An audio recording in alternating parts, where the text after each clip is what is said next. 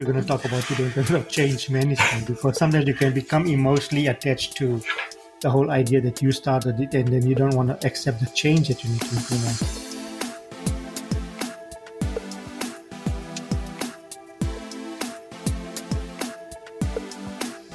Welcome to the Business Behind Your Business, conversations to help your business grow and thrive. Hi, I'm Paul Sweeney, founder of Pretium Solutions, Chartered Accountants and Certified Business Advisors, hosting the Business Behind Your Business.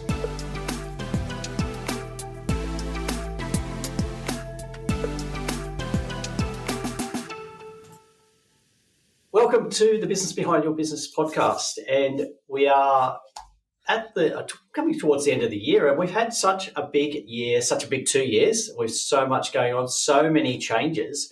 But how do we deal with change? How do we deal with change? What's your response to it? Do you just accept it? Do you roll with it, or do you resist it? How everybody responds to change is different. Different industries respond differently. Different people, different experiences will respond differently. But can you actually control change and how it works in your business? And it's such a big topic, but it's not a topic that is purely the realm of the big companies. I think it's applicable to everybody. And to help us unpack how we can actually manage change effectively, I've got Raj Nathoo here from Keystone Active Learning. And Raj is, I guess, our go-to expert on the subject of change management. So Raj, looking forward to hearing what you have to say about change management and small, medium businesses. Yeah, no, thanks, Paul. Happy to be here today with you and discuss this really important subject, something that we're all going through right now a lot in the last 20 months at least. Yeah, and I don't think we're at the end of our period of change. I think we've got a lot more changes coming ahead. Yeah, I think we've just seen the major impetus for change, but we're going to have a lot more residual changes in the way that we are constantly adjusting to our new environments and how we do business with other people. Yeah, in fact, when you're using the word adjusting, the word agile comes to my mind. And a lot of companies are adopting that mindset now of doing things with an agile mindset, where we're going to continuously just keep on introducing new things as they appear, so that we don't implement things where we've changed and then suddenly come to the end of that change and realize, oh, we've gone down the wrong path completely because all the conditions around us has changed also. So we rather do small incremental changes rather than massive changes. Yeah, so the changes, some people embrace them, some people feel when we're forced to encounter change, how do we respond? So there's a lot of it there is really to do with this idea of our mindset or how we approach, and that's something that you can share with us. I think really, look, the best quote I've seen on change comes from Alice in Wonderland. And I don't know if you're familiar with that. Where we have Alice wandering around and she comes across the Cheshire Cat, and she asks, would you tell me, please, which way I ought to go from here? Yeah. And the answer is, that depends on which way you want to go or where you want to get. And Alice says, well, I don't care much. The Cheshire Cat says, if you don't care, it doesn't matter which way you go. Exactly. And Alice says, so as long as I get somewhere. But you get somewhere, but is it the right spot that you want to end up? So how do we approach change? What should we be thinking? Yeah, it's amazing when you sent me that podcast and that actual quote on Alice in Wonderland, because we actually use that same clip in our self-mastery program. And people that do our self-mastery program, they love it when they come to the end, they see that, because realistically speaking, if you don't have a plan of where you want to go to, it doesn't really matter where you end up, because anywhere could be the same, because you don't have any destination in mind. And your mindset is worried about where you're going to end up. You may be just more looking forward to the journey itself. But that journey may not take you on a road to success that you're looking for. If you want to plan change, if you want to implement change, you've got to have a plan in place first of where you want to go. And that's what Alice was lacking in that particular instance. So how do we decide what our plan should be? Well, I think you said it earlier that you first got to have a change mindset. That first begins with you, because if you're not ready for change, then realistically speaking, you shouldn't be going down that path. You should just maybe maintain your status quo, and because at least you're in a comfort zone and you're familiar with the environment around you. A change mindset requires an acceptance that you're going to be going into an uncomfortable environment that might involve some risk taking. It might require a lot of change within yourself as well. So are you ready for change means that am I prepared to take on the changes that I need to undergo? And what are those changes? Maybe, firstly, yeah, developing a long term plan with an action plan in place. So, an action plan is more near term, a long term plan is more long term, and then working backwards from that long term into what I need to do going backwards to today so that I can start implementing those steps, those changes that I need to implement today to achieve my long term plan and not be stuck like Alice there. Other things you can think of is living in the moment. With what we've been going through in this past 20 odd months, so many people are concerned about where am I going to be a year from now or things like that. And more of us are beginning to realize that we actually need to live in the moment of what's happening right now because there are so many things happening that we have absolutely no control over. And many times we sit and watch the news and we get a bit more despondent and worried because the news literally is depressing. And I've taken the view that I'm going to stop watching the news unless it's something really important that I need to watch. I just stay away from the news. And many times I've been caught out where someone has said, "Have you seen what happened?" And I said, "No." And they said, "Oh, this happened." Like, for instance, that cyclone in the USA yesterday, which was really such a bad event. I think over 70 odd people have lost their lives. So I'll watch something like that. But as far as, for instance, COVID goes, you can't keep up anymore with the changes, and everybody's got different view. And then with the instance of social media, you get the naysayers that are against it, and they confuse you more with those that are pro in favor of taking the vaccine and all that. So I say stay away from that. But coming back to the topic here, write down the things that I've implemented myself is keeping a journal and writing down three positive things that have happened to me on a weekly basis or on a daily basis if you want to keep it more on a day-to-day basis. But I tend to work on a weekly basis. So every Monday I'll look back at the previous week and write down three things that have happened to me last week and record it in my journal. And sometimes you just need to have an inner circle of people that you can always refer to. When I'm doing my training, I'm doing quite a bit of leadership training at the moment. I'm, in fact, working with a group of solicitors and paralegals and such. And I've told each one of them, I think one of the most important things you can ever have is a mentor, someone that you can trust and refer to who understands your behavior, your goals, your aspirations, and guides you in the right direction. So, as a business owners too need mentors to help them along the way. And that mentor can be a person like you who's their accountant or CPA or anyone that they trust who's going to give them direction. So that will help them implement change because sometimes we're too scared to embrace change. But if someone that we trust tells us why we need to implement change, that gives us a bit of reassurance and confidence that, okay, I trust this person.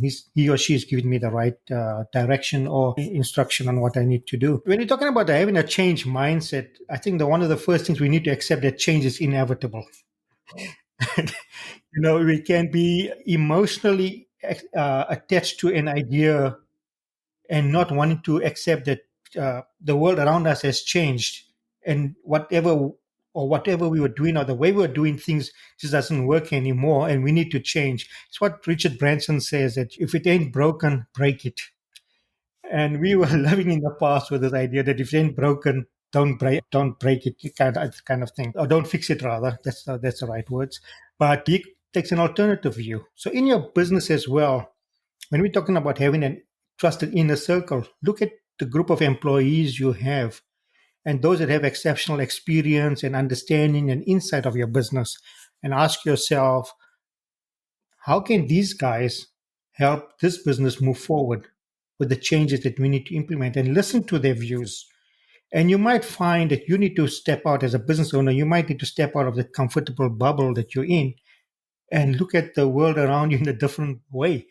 A simple example, if you look at over COVID, restaurants that didn't embrace the idea of home delivery compared to restaurants that did. And I'm not even talking about the fast food chains. I'm just talking about mama papa owned restaurants that embraced menu log and Uber Eats, and their business actually grew. Whereas others had to close down because they didn't look at changing their business model. Simple idea like that. The other idea is when you have that inner circle is to have a diversity of people that you can talk to. People from diverse backgrounds and diverse experiences.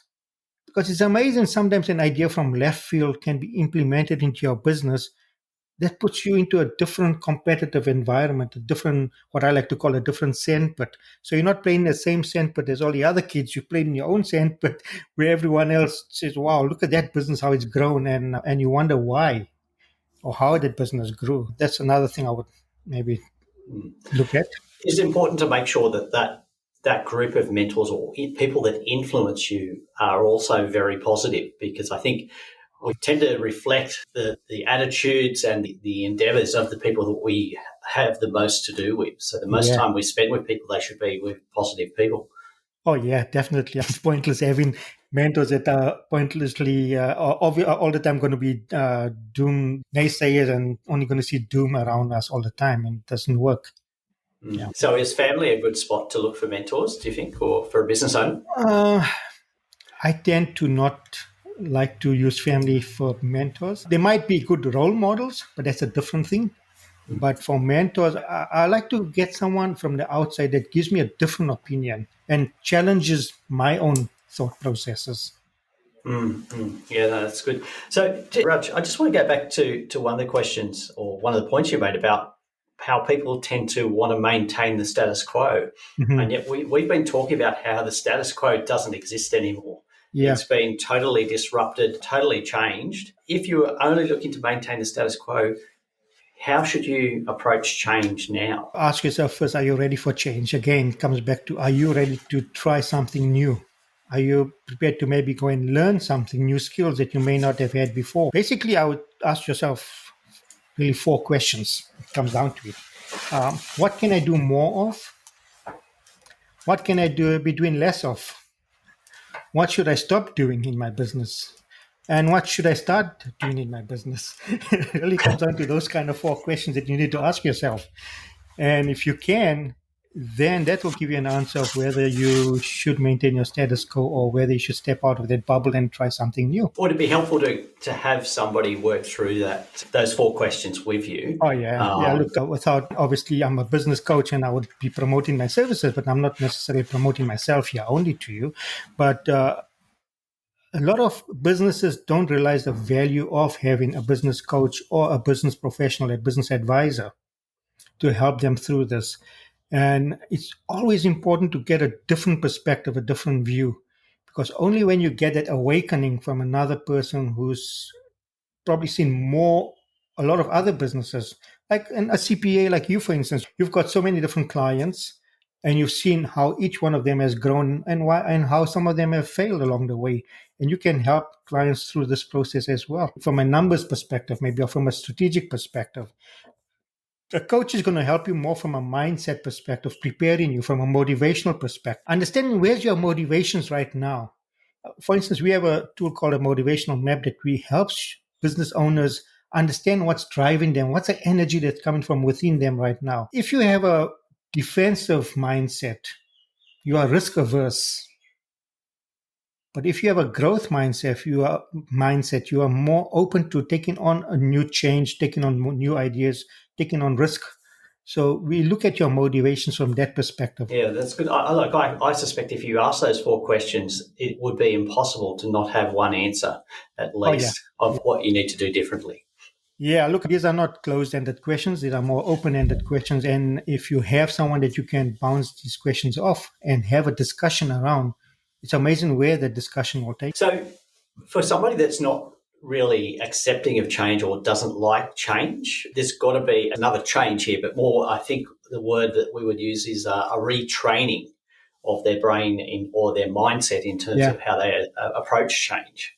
yeah, yeah. Some of us are stuck in this, what we call negative self-talk, that I'm not good enough, or other businesses have failed, and so I'm also going to fail, or things like that. And if we get out of that negative self talk, we might actually come up with the solution to our problem, to the very thing that we're scared of, the change that we're trying to take on. Whether should I or shouldn't I take on this change? And so we are many times our own worst enemies in a sense that are preventing from change from happening. So how do we get started? Coaching would be the one thing. Understanding your mindset, your motivations right now. Where am I in terms of my own life goals, my own life plan? Have a plan in place for where do you want to be 5 years, 10 years from now? 10 years sometimes I think is too long because of when you look at how quickly the world around us is changing. So I would say 3 to 5 year plans are good. Uh, a lot of business planners say have a 5 year plan. I tend to work more on 3 years simply because of how much the world around us is changing technology wise, business strategy wise. Because in terms of business, there's nothing really that you can do that's unique today that your competition can't do. But the thing that you can do that's unique is your service delivery. The people that you have that deliver the service, the level of customer service, the level of service you deliver, that is the main difference compared to your competitors. Yeah, look, each competitor has got their own unique customer service level that's unique to them. And so, what makes you unique? And that's where having a diversity of people working for you that can service different market segments. The Australian landscape has changed so much that we need to understand that the demographic of our customers is different compared to 20 years ago. If you look at McCrindle here in Norway, they've done some amazing work on some of their research. And if you just go to their website, I've uh, uh, told so many of my clients to just look at their website to understand the Australian demographic on how that has changed so that you can understand how you need to change your business model. And I guess you mentioned this earlier on when we were talking about being agile, but I guess change, one of the things that prevents change is thinking it's a large, major change. We can make smaller changes progressively. Yeah. And they would be easier to manage than large scale change. Yeah, look, today large scale changes are not worthwhile financially also because, again, the technology changes so quickly. And if you can invest $20,000, $30,000 on a new platform or new technology only to find that something much more cheaper is coming out and you don't even have to invest that sum of money upfront. You can just pay monthly or things like that using software as a service as a model or something like that. Then and as that program changes and as they upgrade it, you get access to better technology or better services from that technology that you can implement. And what sort of things change or incremental change? What sort of things are there? You've mentioned coaching, but are there any learning tools that you have found effective in your experience? If you're talking about tools specifically that I would use, one of the tools I use is Miro, Miro, which is, I find, a really exceptional tool because they've designed a whole lot of templates that you can use to start thinking about and planning your change. Mind mapping tools is one of them. One of them that I use a lot. But if you just go to their website, they've got so many templates that they've already designed for you, and all you need to do is use those templates. Use the one that works best for you to implement the change ideas that you want to implement in your business. It might be a team-wide idea. It might be just you might be a solopreneur, and so you don't need to worry about working with teams. And tools up there on templates on Miro that you can use as well for your business. And is it more effective if you actually have your mentors and coaching or coach meeting with you regularly to give you feedback? Or Oh, yeah, definitely, because you could be again in that bubble thinking that you're doing the right thing, whereas you could be totally on a wrong path completely in terms of what you're trying to implement as change. I'll give you an example. I had a client earlier this year who wanted to start a business selling makeup, and she had built connections with a factory back in Vietnam about that was happy to develop a product for her, just eyeshadow for ladies. And so she wanted coaching from me on how to start this whole business. And so I said, fair enough, let's look at your whole business model and why you want to do it. And we did the motivational map with her, and we understood that she was really motivated about this. All her life, she had this dream about starting her own business. The idea of just launching a business with one product as an idea, as a concept, was wrong because realistically speaking, she could not clearly express how her product was going to be different to the millions of eyeshadow products already out there in the market. And so I think it was after about 3 weeks of explaining to her and showing her. She thought she would be in a long-term coaching project with me, a contract with me for like 6 months to get her to launch this business. But I told her upfront that, look, you know what? I don't want to just waste your money. We can be here for 6 months and we can talk about a lot of things. But you got to actually go back and think about your business idea and ask yourself, how are you different to the millions that are out there? And we're not only talking about the Revlons and L'Oreals of this world, but even cheaper branded, non-branded products that are out there that already established themselves on Amazon.com and other marketplaces. You're just going to be another Me Too. So you're really going to lose your money because the factory wants you to buy so many units up front. You're going to sit with all this product. And why should I buy your product if I don't know you, if I'm a buyer for your product? So I would spend months first developing a name for myself, a brand name, starting maybe a blog, promoting different types of, talking about different types of makeup products and colors, and let people see you as an expert in this field first before you start the business. So now you've already got a following, and then you launch your product on the back of that database that you've got of people following your blog pages, and then you start selling to them. So that might take you a bit of longer, but at least you already have a ready database of people that you can promote your product to. Yeah, there's some key points in there, Raj. Looking at, I think, the financial implications of the changes that you make or the decisions you make, and not just looking at the wish list of how many sales you're going to make and how great it's going to be, but actually being realistic about it and identifying what are the alternatives that can happen in this situation. Yeah. And I think that it's also an example of somebody making a big change. Like starting a business is a big change. Yeah. But doing those incremental steps, and we see a lot of people come to us with a business idea, and unfortunately for them, they've gone too far ahead. They've already committed to buying stock. They've already committed to selling without going and doing that research first, without going and doing the assessment about also how much time is this business going to take? Yeah. What energies do I need? And am I ready to make those changes and cope with them in a new venture? So there's some big questions to ask before you make those kinds of changes. Yeah, it's through our own lead generation. We get people that approach us and say, okay, I want to start a business. And through our motivational assessment that we do with them up front, one of the first things we ask them is, why do you want to start a business? And sometimes you get answers such as, well, I need to change the way I'm doing things. I'm not going to be financially well off. And that's why I want to start a business.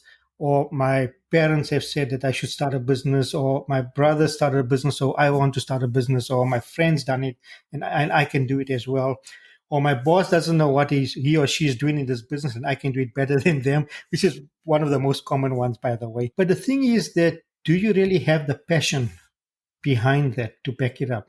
Is it part of what you really want to do in your life? Or is it because of all these other reasons that you've given that I've just quoted before? And if those are the reasons, then you should not be in the business, into the business of going into business, rather, because you're going in for the wrong reason. So ask yourself that, what I want to do, does the world really need it? How am I different?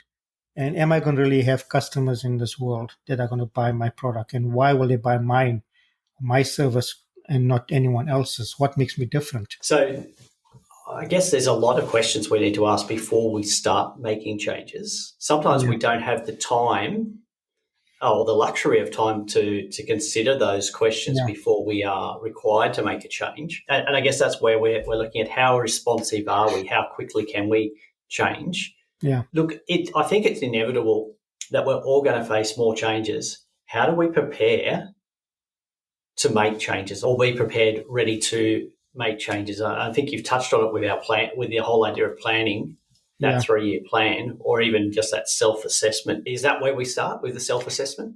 Yeah, it's a good idea to get a handle of where you are right now in this point in time, in this journey of your life.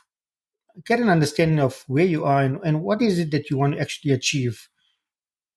10 years from now, ask yourself, what if I look back, what will my life be looking like? 5 years, 3 years, as I said earlier. Then ask yourself, look at yourself from an emotional perspective, and where are you, and what prevented you in the past from doing what you want to do now. And you might uncover certain self-limiting beliefs that have prevented you from achieving certain things. So first, get those issues resolved first so that you can have a clear head of what you want to achieve in your life. Sometimes those are the things that are preventing you. Why haven't you taken on new skills or learned new skills or new studies since you've graduated from university? Or if you've been working for a company and for a manager, have you continuously upgraded yourself over the years? If you haven't, why not? If you have, how can those things help you to achieve what you want to achieve going forward? And incidentally, that is a part of change as well, continuously improving yourself, accepting the fact that you have to continuously improve your skill set all the time as you're progressing through your career. That is a change that you must accept as well in your mind as part of your professional career. Then, if things have not worked out for you in the past, have you given up? Or have you realized that, well, if it hasn't given up, if it hasn't worked out, I had to consult maybe people that I didn't think I had to in the past. So let me get that professional advice or expert advice, as we were talking about earlier. The, the other thing that I say most often to most of my, have fun in everything that you're doing. It must be part of something that contributes to your day-to-day happiness. If you're not having fun doing what you want to do, then it's pointless doing it, because every day then just becomes a struggle. If any particular day is a struggle for you to get out of bed, oh God, I got to open this store, I got to open this restaurant, then you should not be in that game at all. But if you actually look forward to energetically and positively doing what you're doing on a day-to-day basis, even with all the struggles of COVID or customers that are always complaining or things like that, but you're having fun in the process. That's the main thing, right? When I'm training with my clients, I love every single moment of it. When I'm coaching them or training, even and some of them have said, "Gosh, you really can see the passion coming through when you're speaking." But I love that. But if I have to go and start a restaurant right now, I would hate it because I know nothing about it. And doesn't mean that because my mom and dad are great cooks, I can be a great restaurant owner. It doesn't work that way, because each of us are on a different journey, on our own journey, and we need to figure out what is it that I'm meant to be doing in this world. What is my purpose? So part of that motivation is understanding your purpose and doing things that are in alignment with that purpose that you are meant to be doing. So, Raj, we've talked about our change, or your ability to accept and manage change depends on that self-assessment of where you are, what motivates you, and where you want to be. And there's been some really good points that you've made in our discussion this morning. I think, look, we could talk a lot longer on this, and there's another area that I want to delve into and get your thoughts on, and that is, once we've made that decision to make change in our business, how do we manage that change with our team members? I think that that's another, I think, podcast coming up. I'd be grateful to get you back to look at, once we've made those decisions to change. Yeah. What are some key points on managing change in a team environment? Yeah. Look, in fact, we just worked with a client earlier this year where we did exactly that, where the business owner went through the process that we just spoke about earlier, and then did a similar thing for their team members as well, to understand the motivations of everyone in the team. So now this business owner had a great handle of who is motivated by what things, and which team member to involve in different projects and leave out certain team members, not because of they want to, but because certain people are not motivated by change or by excited by new things. They're just happy to have a job and to be earning an income. Other people are excited about change and embracing change and introducing new ideas, doing the research, doing the work that's required to bring about change. And so you have those people that have that growth mindset included in a particular project, so they can drive that project forward or that idea forward. And so I'm happy to talk about that in the future with you. Great. That's a great teaser for the next episode we're going to do together, Raj. But look, you've mentioned some great tools and some resources in the interview today. And we'll put links to those in the notes. So I encourage you to check those out, particularly the tools around change management and motivation. Yeah, certainly worthwhile doing. And it all starts with you. Change starts. So thank you, Raj, again for speaking with us today. And if people want to get in contact with you, what's the best way for them to reach out? My email is raj.nathoo, NATHOO, at keyactlearn.com. That's probably the best way to get hold of me. Fantastic.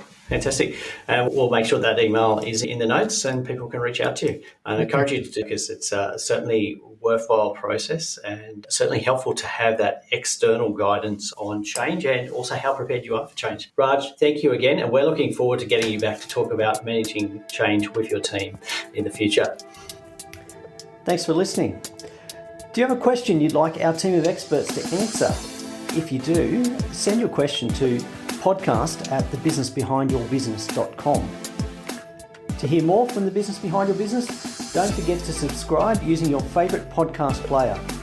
Or you can visit the businessbehindyourbusiness.com website.